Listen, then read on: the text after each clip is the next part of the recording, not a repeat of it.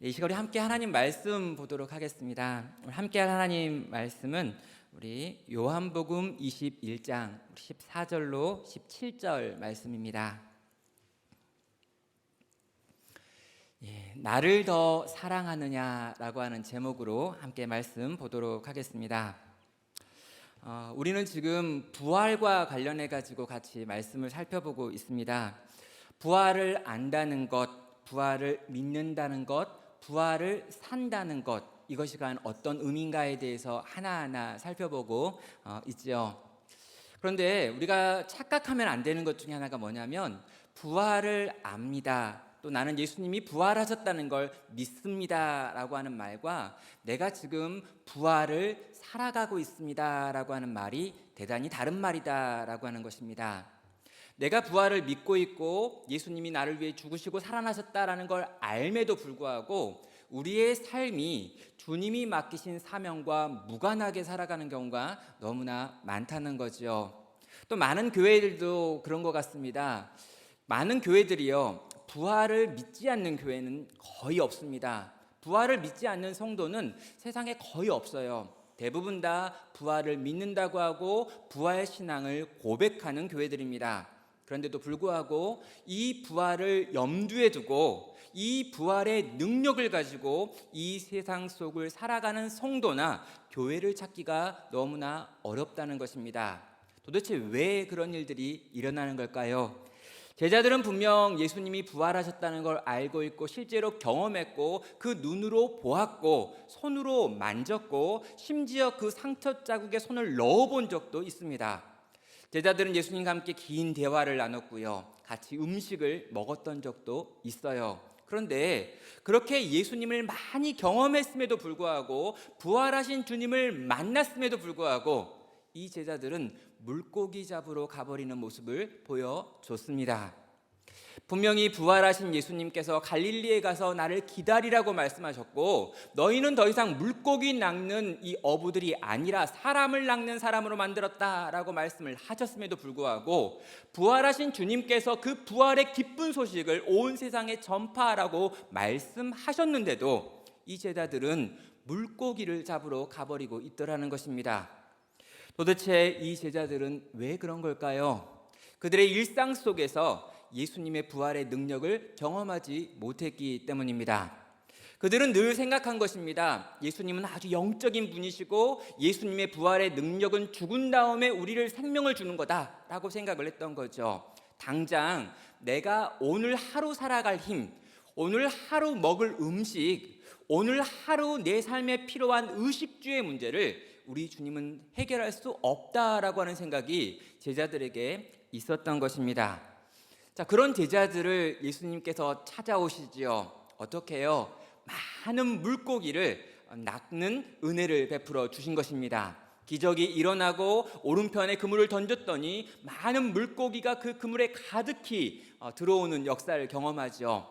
그리고 그 제자들이 너무너무 배고픈 상태로 이제 물가에 오는데요, 예수님께서 친히 준비한 아침이 있었던 겁니다. 밤새 수고하고 애썼지, 물고기를 잡기 위해서 애쓰고 지금 굉장히 배고픈 상태에 있지, 내가 너희의 지친 몸을 풀어주기 위하여 여기 이렇게 아침을 준비했어. 모닥불을 피워놓고 그 주변에 이렇게 예수님이 직접 물고기를 굽고 계시고요, 또 떡을 구워놓고 있는 모습을 보게 되는 것입니다. 우리 주님은 우리의 물고기의 문제를 해결할 수 있습니다. 우리 주님은 우리의 아침을 해결할 수 있으십니다. 우리 주님은 우리의 모든 일상의 필요들을 돌보고 채울 수 있는 방법을 가진 분이라는 거죠. 그리고 그것들로 우리의 삶을 채우고 그것들로 우리를 사랑하시는 당신의 마음을 표현하고 드러내시는 분이신 것입니다. 자, 그 사랑이요, 우리로 하여금 사명을 감당하게 합니다. 예수님께서 나를 아시고 내 모든 필요를 아신 그분께서 내 필요를 채울 수 있는 분이시다라는 걸 알 때, 주님이 나를 사랑하실 때 아주 모호한 것이 아니라 내 일상의 모든 필요를 알고 그것들을 하나하나 채워주시는 분인 줄 우리가 알 때, 그렇게 우리를 사랑하시는 분인 줄 알 때 우리는 그분에게 내 삶을 드리고 그분의 뜻과 계획에 내 삶을 맞추기를 결단하는 순종이 일어난다는 것입니다. 사랑하는 성도 여러분, 우리의 순종, 우리의 헌신은 그분의 사랑을 온전히 경험할 때라야 가능하다라고 말씀드리는 것이죠. 자, 이렇듯 예수님께서는 제자들을 회복시키기를 원하셨습니다. 제자들은 예수님을 배반했지요. 가장 힘겨운 시간 예수님을 떠나버렸던 것들이 바로 제자들입니다. 가장 어렵게 예수님이 홀로 기도하고 있을 때 그 옆에서 함께 기도해 주지 않았습니다. 사람들에게 끌려갈 때 그 예수님을 막아서지 못했습니다. 그리고 그 예수님이 죽어가는 이 모든 과정에 제자들은 철저하게 도망가 버렸던 모습을 보여주지요. 자, 그런 제자들을 회복시키기 위해서 예수님께서는 이 물고기를 낚는 경험도 하게 하시고 조찬의 기적도 행하셨습니다. 그리고 이런 기적들을 경험한 제자들은요, 마음이 풀어지면서 이 모닥불을 주변에 앉아가지고 함께 예수님과 아침을 먹으면서 화기애애한 시간을 보내십니다. 그리고요, 예수님과 함께하는 이 제자들은 이제 기뻐하고 즐거워하며 웃으며 예수님의 사랑을 경험하고 예수님의 뜻을 쫓아 살기를 결단하는 아침 시간이 지나가고 있지요.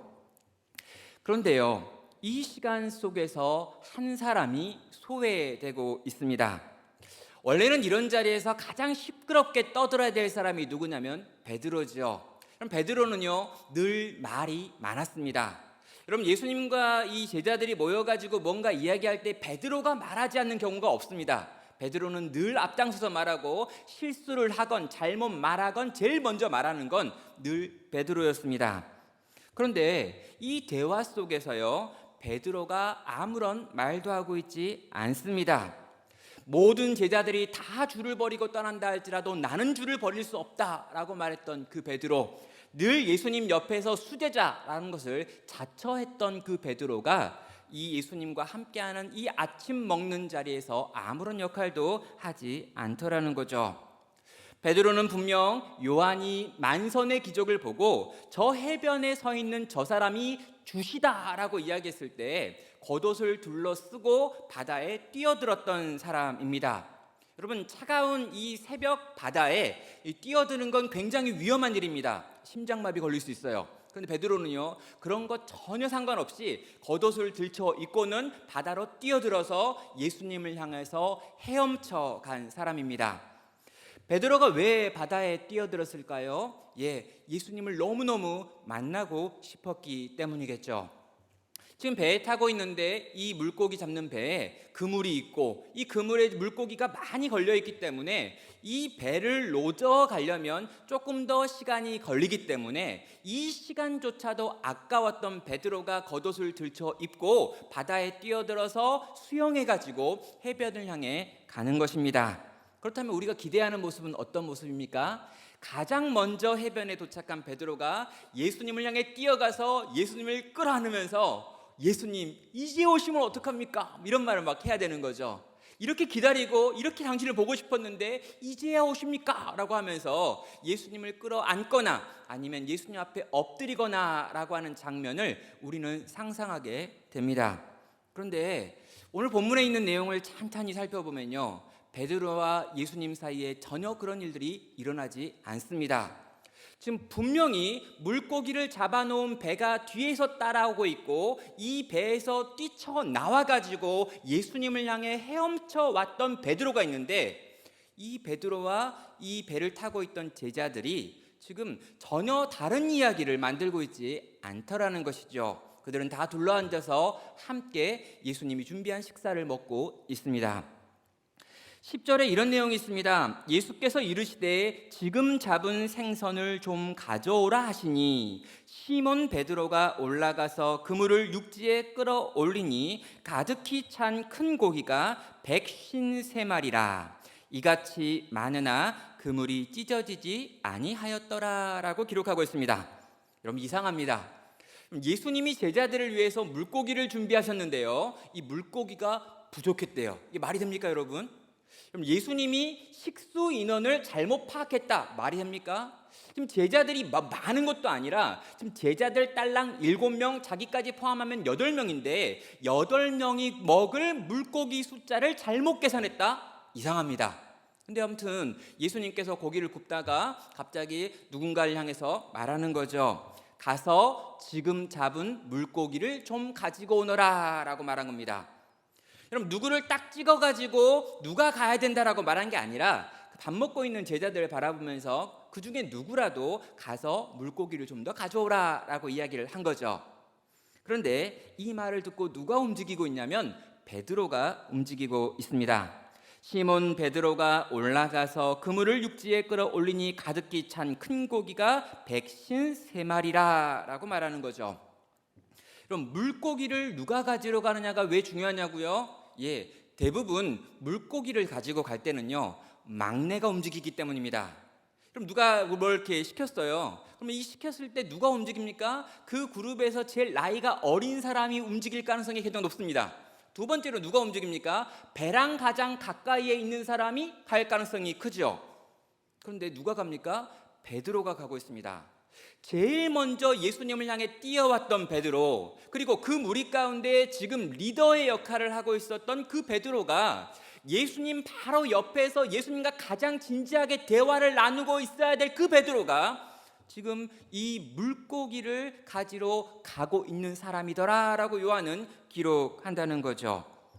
그럼 이 물고기의 개수가 지금 153마리다라고 이야기하고 있습니다.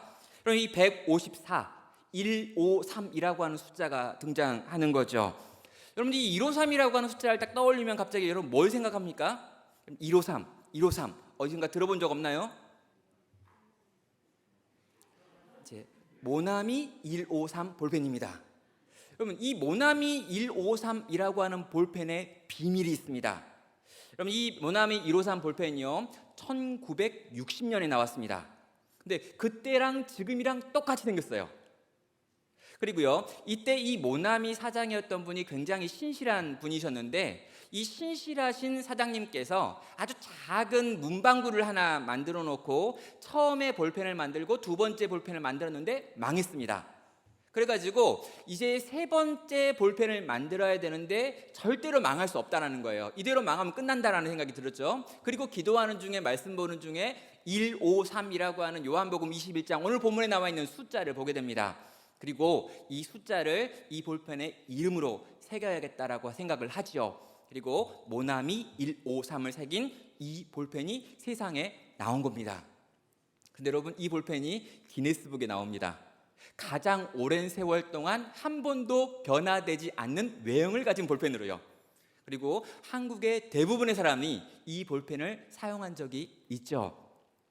아마도 이 사장님은 이 송삼석 사장님이라고 하는 분이신데요, 이 모나미 153을 만드시면서 정말 하나님의 순리대로 움직이면, 하나님의 뜻에 쫓아서 그 말씀에 순종하여 움직이면 하나님이 우리를 풍요하게 하신다라고 하는 믿음을 가지고 이 볼펜을 이름을 이렇게 지었다고 합니다. 근데 여러분, 우리 이제 이 굉장히 은혜롭긴 한데요, 정말 이 153이라고 하는 숫자에 그런 능력이 있는 걸까요? 153이라고 하는 숫자를 붙이면 그렇게 다 크게 부흥하고 발전하고 많이 팔리는 것들이 되는 걸까요? 그건 아닐 겁니다.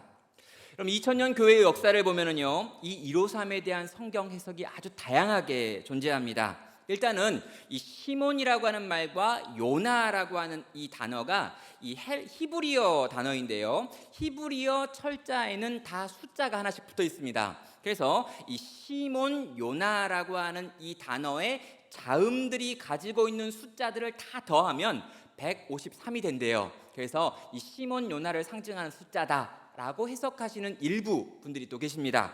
또 어떤 분들은 수학을 굉장히 잘하시는 분들인데요, 이 153이라고 하는 숫자가 1부터 17까지의 숫자를 다 하나씩 더하면 153이 된다, 이게 비밀이다, 이런 비밀을 담고 있는 숫자가 153이다 라고 설명하시는 분도 있습니다. 그런데 이런 여러 가지 해석들을 보면요, 도대체 이렇게까지 해석을 해야 되냐라고 하는 생각이 들죠. 가장 그나마 좋은 해석은 뭐냐면 이 초대교회 교부였던 오리겐이라고 하는 학자가 하는 해석입니다.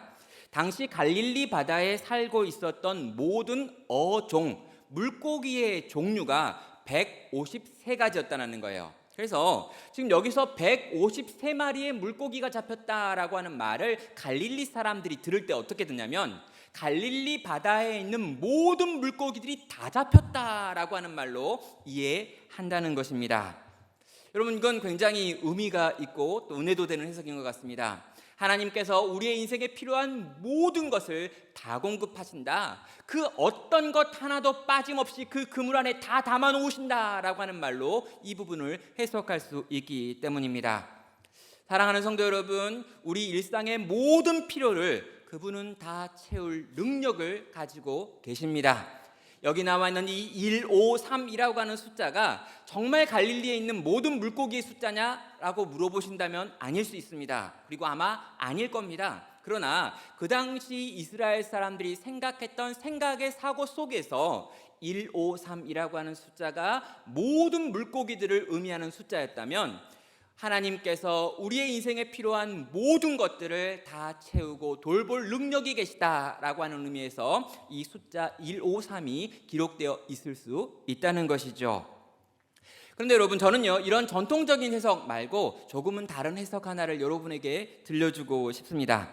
분명 베드로는요 다른 제자들보다 먼저 해변에 올라왔습니다. 그런데 먼저 해변에 올라온 베드로는 아무런 행동도 하고 있지 못하지요. 왜 그럴까요? 막상 해변에 딱 올라가 가지고 예수님을 딱 보는 순간 뭔가가 떠올랐는데 이 떠오른 것이 예수님을 향해 달려가서 그분을 끌어안을 수 없게 만들었던 것입니다. 뭘까요? 예수님 바로 옆에 있는 모닥불입니다. 이 모닥불이 뭐냐고요? 베드로가 예수님을 3번 부인할 때 3번 부인한 장소에 피워져 있던 게 모닥불이었습니다. 그리고 베드로가 예수님을 3번째로 부인했던 그 시간은 닭이 우는 새벽녘이었죠. 그러니까 베드로가 막상 헤엄을 쳐가지고 해변에 딱 섰는데 그때 그 시간도 예수님을 부인했던 그 시간이고 그때 그 예수님 옆에 있었던 것도 모닥불이라고 하는 동일한 장소와 동일한 시간을 경험한 것입니다. 그래서 베드로는요 갑자기 굳어버린 거죠. 갑자기 딱딱하게 굳어서 예수님을 향해 달려나갈 수가 없는 겁니다. 해변에서 시간을 보내다가 다른 동료들이 도착한 그 뒤에나 예수님 옆을 다가가서 예수님과 가장 먼 쪽에 앉아가지고 그 조식, 그 아침을 먹게 된 것이죠. 그때 예수님께서 제자들을 바라보며 지금 잡은 생선 중 조금만 가지고 와라 라고 하는 말씀을 합니다. 여러분, 상식적으로요 물고기 가지고 오라고 했으면 배에 타고 있던 6명의 제자들 중에 누가 가져오는 게 맞습니다. 또 물고기 가지고 오라고 했으면 그 공동체에서 가장 발이 빠른 막내, 여기 보면 요한이겠죠. 요한이 갔다 오는 게 맞습니다. 그런데 요한도 아니고 막내도 아니고 배에 타고 있던 제자도 아니고 겉옷을 들쳐입고 바다를 뛰어들어서 수영해 왔던 베드로가 지금 움직여서 배에 가서 물고기를 가지고 오려고 하는 거죠. 그리고 베드로가요 물고기 가지러 갔으면 어떻게 합니까? 가서 물고기 가져와야죠. 몇 마리를 가지건 한두 마리, 두세 마리를 가지고 빨리 와가지고 같이 고기 구워 먹어야 되잖아요. 베드로가요 예수님께 물고기를 가지고 갈 면목이 없는 겁니다. 그래서 어떻게 합니까? 물고기 개수를 세고 있는 거죠. 여러분, 미끌미끌한 물고기, 지금 살아서 푸덕거리는 물고기입니다. 그러니까 한 마리 한 마리 세는 거 쉬운 거 아닙니다. 굳이 그걸 다 셀 이유가 있나요? 셀 이유도 없어요. 물고기 좀 가지러 오라고 했으면 눈에 보이는 물고기 중에 괜찮아 보이는, 맛있어 보이는 물고기 한두 마리 들고 가가지고 그 불판에 올려놓고 꼬챙이 끼워가지고 구워 먹으면 됩니다. 베드로는요 그렇게 하지 못하는 거죠. 내가 물고기 들고 가면 예수님 앞에 서게 될 거고 예수님 앞에 서면 예수님과 눈이 마주칠 텐데 그때 예수님께 할 말이 없는 겁니다. 베드로는 뒤로 물러서서 이 그물 옆에 가가지고 물고기를 한 마리 한 마리 세면서 어떻게 해서건 예수님과 시선을 마주치지 않기 위하여 애쓰고 있는 것이죠. 베드로의 모습을 보면은요, 얼마나 예수님 보기가 민망했는지 알 수 있습니다. 예수님을 3번이나 부인했던 이 베드로의 마음 가운데 예수님이 지금 이 새벽에 모닥불가에 앉아 있는 그 모습이 그 며칠 전에 예수님을 3번이나 부인했던 그 아침과 그 새벽의 모습과 너무나 비슷한 것입니다. 그리고요, 대제사장의 뜰에서 예수님을 3번 부인할 때 예수님도 그 모닥불 옆에 계셔가지고요, 베드로가 자신을 3번 부인하는 것을 들었다는 것이죠. 지금 똑같은 장면 앞에서 똑같은 시간에 전혀 다른 일이 일어나고 있음에도 불구하고 베드로는 그 시간에 갇혀 있었던 것입니다. 베드로는 예수님 앞에 설 수 없는 자신의 비참함 때문에 거기서 물고기 숫자를 셌던 것이죠. 한없이 초라한 베드로의 뒷모습을 우리는 이렇게 보게 되는 것입니다. 자, 그런 베드로를요, 예수님이 보셨습니다. 그리고 왜 베드로가 저러는지 예수님은 정확히 알고 계시지요. 그래서 아침을 먹은 다음에 베드로를 따로 불러내가지고 한 곳에서 대화를 시작하십니다. 15절에서 이렇게 물어보죠. 요한의 아들 시몬아, 내가 이 사람들보다 나를 더 사랑하느냐? 여러분, 성경에 나와 있는 많은 이야기들이 있습니다. 그리고 예수님께서 복음서에서 하는 많은 대화들이 있죠. 그런데 많은 대화들 가운데 가장 아름다운 몇 개의 대화를 찾아봐라 라고 이야기한다면 저는 요한복음 21장에 나와 있는 이 베드로와의 대화를 꼽도록 하겠습니다. 왜냐하면 이 3번 반복되는 말씀이 너무나 놀라운 말씀이기 때문이죠. 15절부터 17절은 이렇게 말합니다. 그들이 조반 먹은 후에 예수께서 시몬 베드로에게 이르시되 요한의 아들 시몬아, 내가 이 사람들보다 나를 더 사랑하느냐 하시니 이르되 주님 그러하나이다. 내가 주를 사랑하는 줄 주께서 아시나이다. 이르시되 내 어린 양을 먹이라 하시고, 또 2번째 이르시되 요한의 아들 시몬아, 내가 나를 사랑하느냐 하시니 이르되 주님 그러하나이다. 내가 주님을 사랑하는 줄 주님께서 아시나이다. 이르시되 내 양을 치라 하시고, 3번째 이르시되 요한의 아들 시몬아, 내가 나를 사랑하느냐 하시니 주께서 3번째 내가 나를 사랑하느냐 하심으로 베드로가 근심하여 이르되 주님 모든 것을 아시오매 내가 주님을 사랑하는 줄 주님께서 아시나이다. 예수께서 이르시되 내 양을 먹이라. 자, 우리는요, 이 대화를 보면서 한 가지를 생각하게 됩니다. 지금 예수님께서 베드로 하나를 딱 찍어가지고 베드로 하나를 회복시키기 위하여 이 대화를 시작했다라고 하는 부분이죠. 요한의 아들 시몬아 라고 지금 베드로 하나를 딱 찍어가지고 따로 불러놓고 대화하시는 내용이 오늘 본문의 대화의 내용입니다. 우린 자주 종종 그렇게 생각합니다. 우리를 많은 무리 중에 하나라고 생각하는 거예요.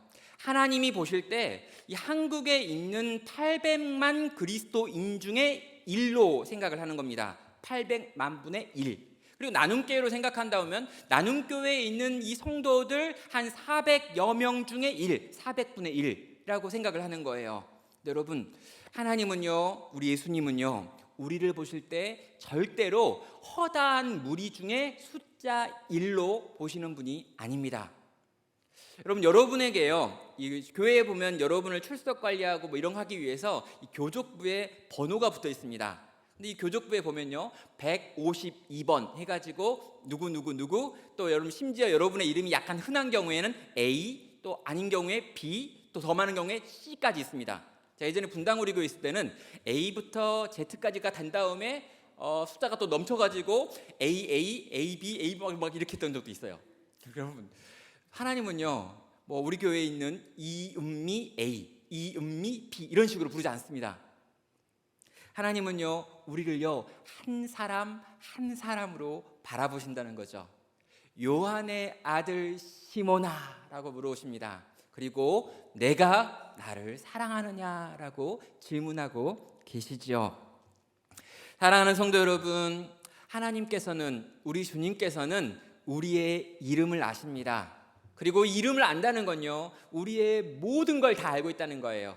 우리의 모든 고민을 알고 계십니다. 근심을 알고 계십니다. 소망을 알고 계십니다. 내가 어느 것 무엇 때문에 지금 고통당하는지 알고 있습니다. 내가 지금 뭘 걱정하는지 알고 있습니다. 그리고 내가 지금 여기에 왜 있고 또 어디를 가고 싶은지 그분은 다 알고 계십니다. 그리고 다 아시는 그분께서 우리를 그 자리에서 회복시키기를 원하고 계시다라는 거죠. 지금 베드로의 마음이 얼마나 고통스러운지 우리 주님은 알고 계십니다.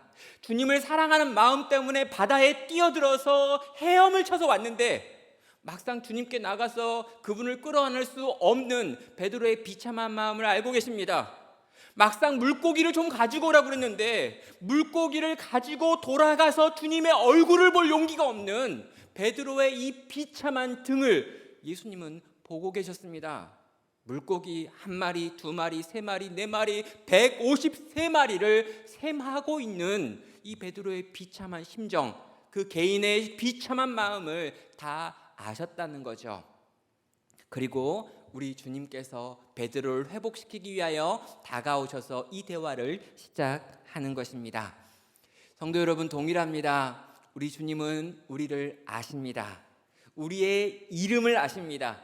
우리의 생각을 아십니다. 우리의 필요를 아십니다. 우리가 어디로부터 회복돼야 되는지 그분은 정확하게 알고 계십니다.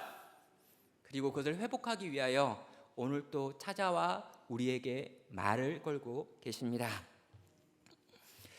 자, 여기 나와 있는 이 대화가 있습니다. 이 대화는 너무나 아름다운 대화인데요. 실제로 우리말 성경이 살려내지 못한 부분들이 너무 많은 굉장히 안타까운 본문이기도 합니다.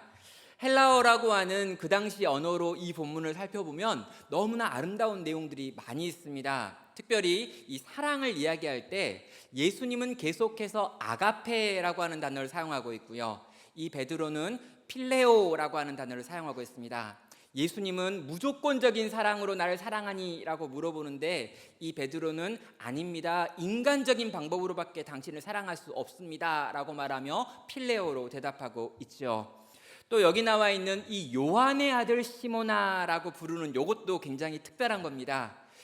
그냥 시모나, 그냥 베드로야, 게바야라고 말하지 않고 굳이 이름을 바꿔주기 전 3년 전의 이름이었던 이 시몬이라고 하는 단어를 쓰는 것도 특이한 거죠. 베드로의 상태가 지금 반석과 같은 상태가 아니라 완전히 무너져버린 3년 전 그 물고기 잡으러 갔던 그 베드로이기 때문에 그 전날의 이름, 그 시몬이라고 하는 이름으로 지금 부르면서 베드로에게 지금 주님을 향해 다가오도록 요구하고 있는 것들이 이 대화 속에 나타나 있는 여러 가지 표현들이 보여주는 내용들입니다. 그런데요, 이 여러 가지 중요한 개념들이 있기는 하지만 이 개념들보다 더 중요한 개념이 있기 때문에 나중에 기회가 있을 때 이 부분은 좀 더 설명을 하겠고요. 가장 핵심이 되어지는 이야기만 조금 더 깊이 보도록 하겠습니다. 여러분, 이 뒷부분에 어떤 내용이 있냐면 가장 중요한 게 이 대화가 3번 반복되고 있다라고 하는 바로 이 부분입니다.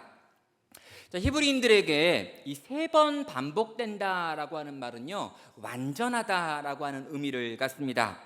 예수님께서 3번이나 질문하고 이 질문에 대해서 베드로는 3번 답변합니다. 그리고 이렇게 답변하고 있는 베드로를 바라보시면서 예수님이 3번 반복적으로 내 양을 치라, 내 양을 먹이라, 내 양을 돌봐라 라고 하는 명령을 하고 있죠. 이 모든 대화는 지금 3번 반복되어지고 있고 요한도 기록할 때 첫 번째, 두 번째, 세 번째라고 하는 말을 써가면서 지금 이 대화가 3번 반복됐다라고 하는 걸 강조하고 있습니다. 왜 3번 반복되는 걸까요? 이유는 예수님께서 이 베드로를 회복시키기 위해서 베드로가 예수님을 부인했던 그 3번의 기억을 떠올리게 만들고 계시는 것입니다. 여러분, 베드로가 예수님을 3번 부인했다는 건 뭘 의미하냐면 완전히 부인했다는 거예요. 진짜 부인했다는 겁니다. 실수가 아니라는 거예요. 베드로는 예수님을 바라보며 예수님의 눈 앞에서 예수님을 부인합니다. 그냥 나 예수님 몰라요가 아니라 맹세하며 저주하며 부인했다라고 이야기하죠. 베드로는 완전히 예수님과 나는 아무런 사이도 아닙니다라고 말했다는 거예요. 완전한 부인이었습니다. 예수님께서는요, 베드로가 예수님을 완전히 부인하는 그 장면을 한복판에 계시면서 다 들으셨습니다. 예수님이 없는 데서 베드로가 예수님을 부인한 게 아니라 예수님이 이쪽에 계신데 베드로가 여기서 예수님을 부인했다는 거예요. 심지어 이 베드로가 세 번째 예수님을 부인할 때, 맹세하며 저주하며 나는 저런 사람 모른다라고 말할 때 예수님은 고개를 돌리셔서 베드로를 보셨고 베드로는 예수님과 눈이 마주치는 경험까지 했습니다. 예수님이 굉장히 고통스러운 시간이었습니다. 몸에 여러 가지 고통을 당하고 있을 때였습니다. 맞고 계셨고 침뱉음을 당하고 계셨고 뺨맞음을 당하고 계셨습니다. 대제사장의 이 뜰에서 예수님이 몸의 고초를 당하고 계실 그때에 예수님의 마음이 찢겨지는 사건이 일어나는 거죠. 자기가 사랑했던 제자, 3년 동안 함께했던 제자, 모든 자가 다 나를 떠나도 나는 당신을 떠나지 않겠다라고 말했던 그 제자가 3번이나 예수님을 부인하는 말을 맹세하며 저주하며 하는 걸 예수님은 들으셔야 했다는 거죠. 아마 예수님의 마음도 그때 찢겨지지 않았을까라는 생각을 하게 됩니다. 그런데요, 이 아침에 예수님께서 베드로를 따로 불러내셔가지고 지금 말씀하시는 거예요. 요한의 아들 시몬아, 내가 다른 사람들보다 나를 더 사랑하느냐? 무슨 말일까요? 네가 다른 사람들보다 나를 더 사랑하니? 베드로는요, 이 말을 듣고 너무 당황스럽습니다. 이런 말을 할지 몰랐던 거예요. 예수님이 나를 따로 부르시니까 내 멱살을 잡으시겠구나. 예수님이 나를 따로 부르는 걸 보니까, 그리고 이 분위기나 주변에 있는 여러 가지 환경과 여건을 보니까 예수님이 그때가 생각나고 떠올라서 나를 따로 부르신 다음에 나를 족치시려고 하시는 거구나 라고 긴장하고 갔단 말이에요. 너 그때 나를 3번이나 부인하더라 라는 말을 들을까라고 생각하며 긴장하며 예수님을 쫓아서 그때 간 거죠. 근데 예수님이 갑자기 고개를 돌리더니 베드로를 보면서 네가 다른 사람들보다 나를 더 사랑하느냐라고 지금 질문하고 계신 겁니다. 베드로가 너무 당황했겠죠.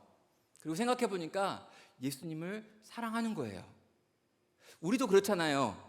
그러니까 예수님을 완전히 사랑하는 건 아니지만, 예수님께 100% 순종한 것도 아니지만, 예수님의 명령을 대부분 어겼지만, 일주일 내내 살면서 예수님 거의 생각하지 않고 살았지만, 그래도 예수님을 사랑하느냐라고 말하면 그래도 내 마음 가운데 뭐가 있잖아요. 그래서 부끄럽지만, 부족하지만, 그리고 정말 잘한 적도 별로 없지만 그래도 나는 주님을 사랑합니다 라고 대답하고 싶은 게 우리들의 생각이고 실제 우리들의 표현이잖아요. 제대로 사랑한 적 없고 똑바로 한 적 없고 정말 성실했던 적도 없고 주님이 내게 베푸신 사랑에 비하면 너무 작은 거지만 그래도 주님 사랑하잖아요. 그래서 사랑한다고 고백하는 거죠. 베드로도 마찬가지입니다. 내가 주님을 사랑하는 줄 주님이 아시잖아요. 아니 100%는 아니지만 그래도 내가 주님을 사랑한다는 거, 그래도 내 마음 가운데 주님을 사랑하는 마음이 있다는 거, 그래서 그 마음 때문에 저 추운 바다, 차가운 바닷물을 통과해서 당신을 향해 수영해서 온 거라는 거 당신 아시잖아요.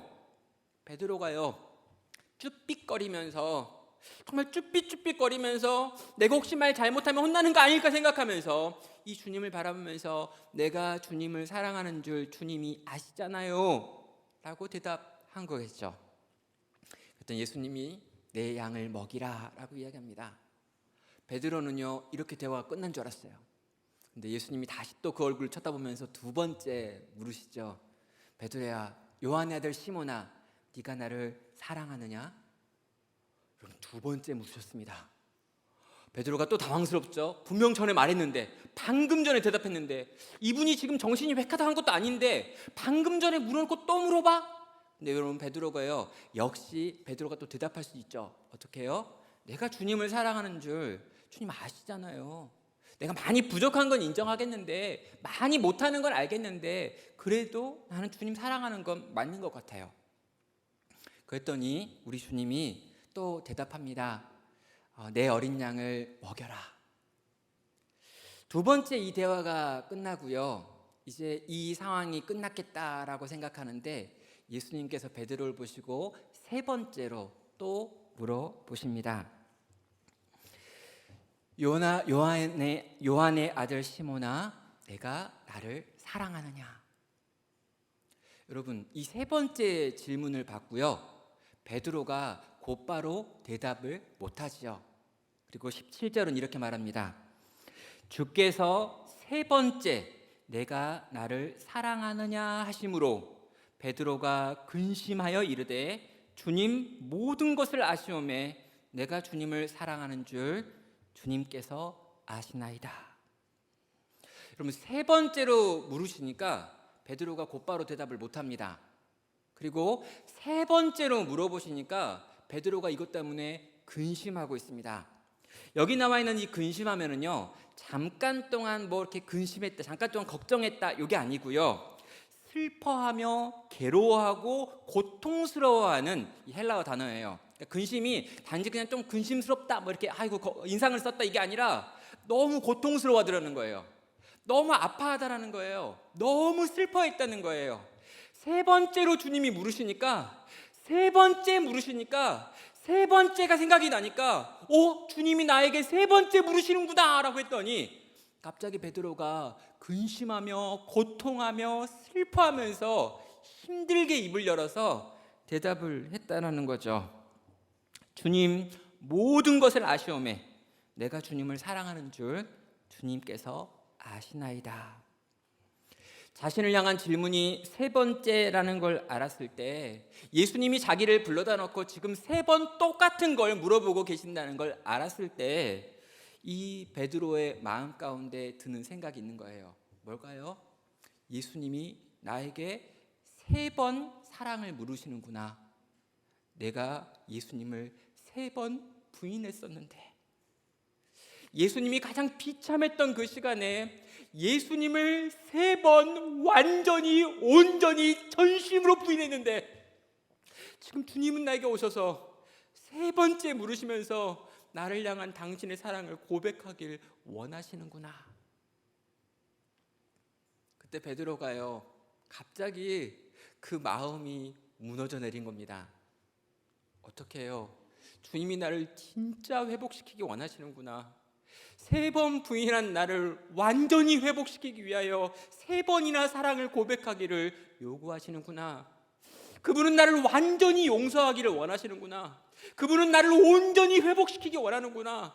그분은 나를 완전히 당신의 제자의 자리로 회복시켜서 다시 나와 온전한 관계를 맺기 원하시는구나.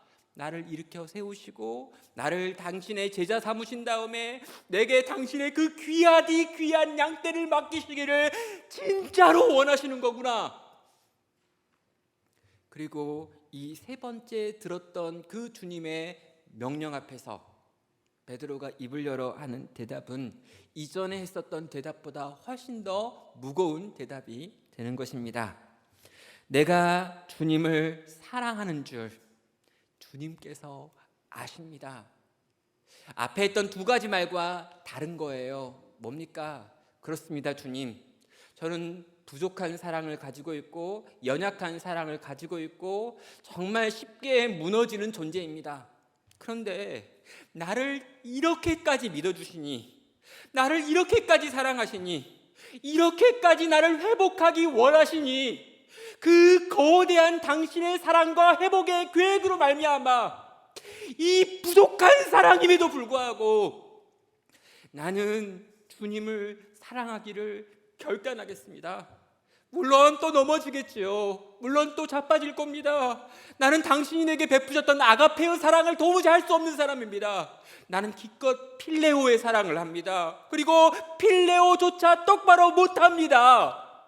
그러나 주님이 나를 향해 그렇게까지 사랑하신다고 하시니, 그렇게까지 회복되겠다고 하시니, 회복시키려고 하시는 주님의 그 큰 사랑을 내가 알았으니 그 사랑에 가능해서 나도 주님을 다시금 사랑하겠습니다.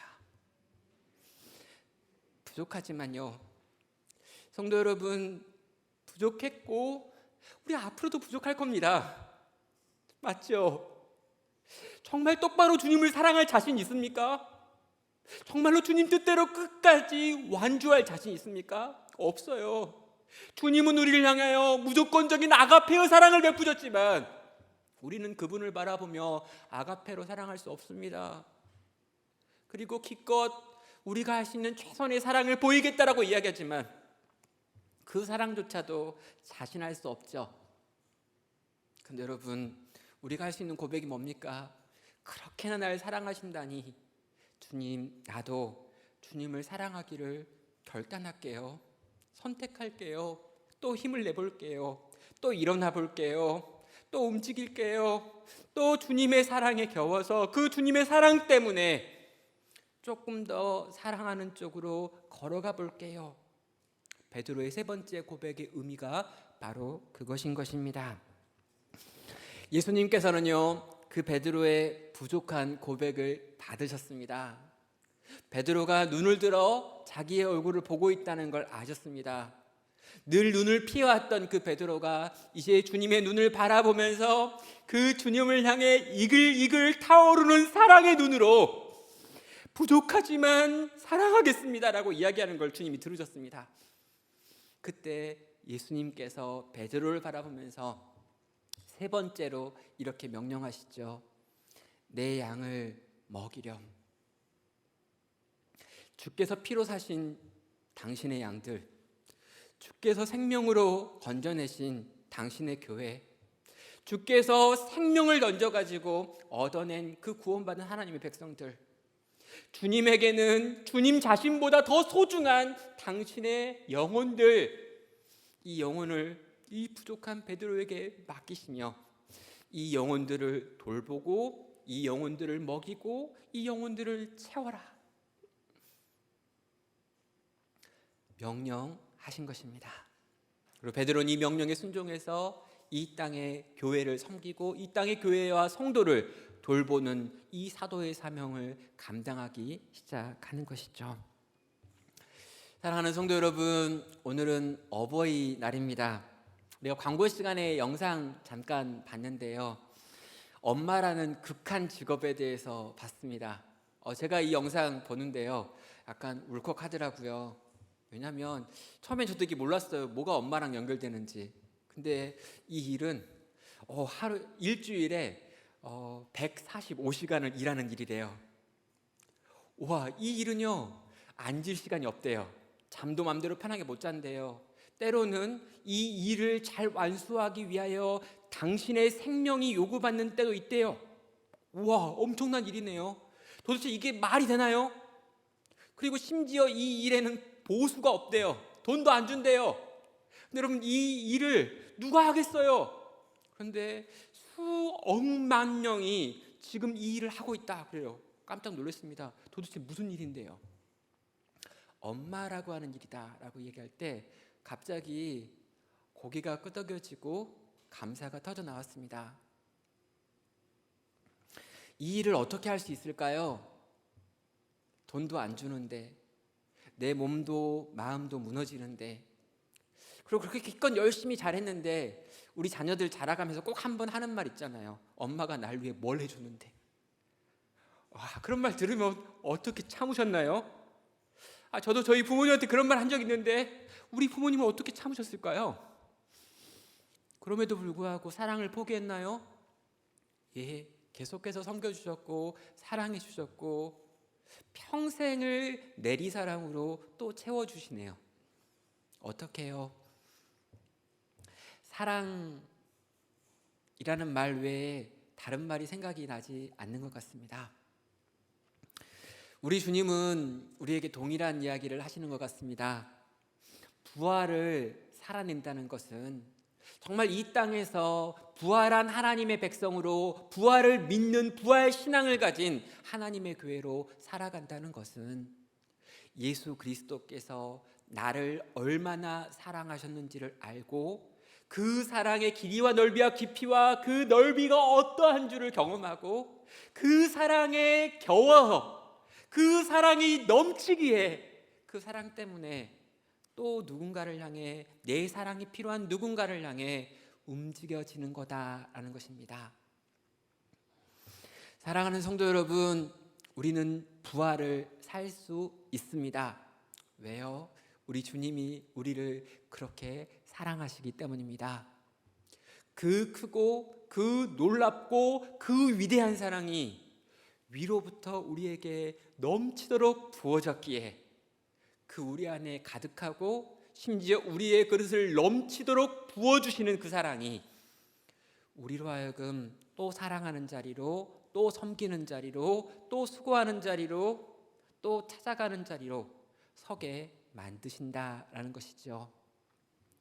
여기 계신 우리 모든 성도님들과 또 영상으로 함께 예배하고 있는 우리 모든 성도님들이 이 크신 주님 사랑 경험하시기를 주의 이름으로 축원합니다. 그냥 목사가 하는 이야기를 넘어서 여러분을 향해 찾아오신 주님의 목소리로 들으시기를 바랍니다. 주님이 여러분을 얼마나 사랑하시는지 여러분의 영혼이 경험하고 누리시길 바랍니다. 그리고 그 사랑이 너무 커서 도무지 나로 하여금 가만히 있을 수 없게 만드시는 것을 경험하시길 바랍니다. 그래서 부족하지만 연약하지만 완벽한 적 한 번도 없지만 그래도 그 사랑 때문에 그 사랑을 드러내고 보여주고 나타내는 자리로 또 한 걸음 그렇게 옮겨 놓으실 수 있는 부활을 사는 우리 성도님들 다 되시기를 주님의 이름으로 축원합니다.